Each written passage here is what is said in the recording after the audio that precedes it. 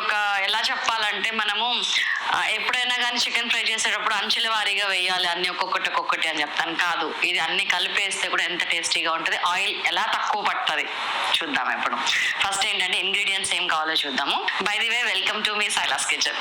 Ingredients వస్తే గనక జీలకర్ర, ధనియాలు, చెక్క, లవంగ, యాలుక, బిర్యానీ ఆకు, జాపత్రి, అల్లం, వెల్లుల్లి, పచ్చిమిర్చి, ఉల్లిగడ్డ, టమాటా అండి. ఒక్క బిర్యానీ ఆకు వేస్తున్నాను మసాలాలో, బాగుంటది. కొంచెం ఒక 2 ఎండుమిరపకాయలు వేయండి, బాగుంటది టేస్ట్, అలా టేస్టీగా ఉంటది. 10-12 పచ్చిమిర్చి, ఒక 3-4 చిన్న టమాటాలు అయితే 2 అయితే కడాయిలో వండుకుంటాము, అది పెట్టేసేయండి. ఇది లైట్ గా ఆయిల్ పెడతాం కదా, అందుకే కొంచెం ఆయిల్ గా అనిపిస్తుంది మీకు. Don't worry about it. And ఇదిగోండి చికెన్ వేసేస్తున్నాను కడాయిలోకి. మనం నూరి పెట్టుకున్న పేస్ట్ కూడా వేసేస్తున్నాను. ఉప్పు, పసుపు, కారం ఇందులో పెద్దగా పడలేదు. కారం అంటే ఎండుమిర్చి, పచ్చిమిర్చి, కొద్దిగా ఆయిల్.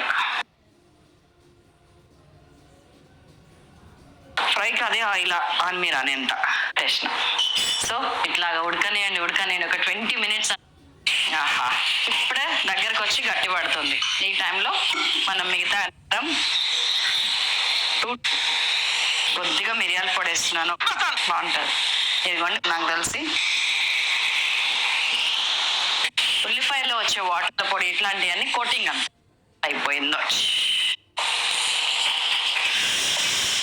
అంతాను తక్కువనేది లివర్ కోసం. ఇంకొకరిని ప్రేమించటము,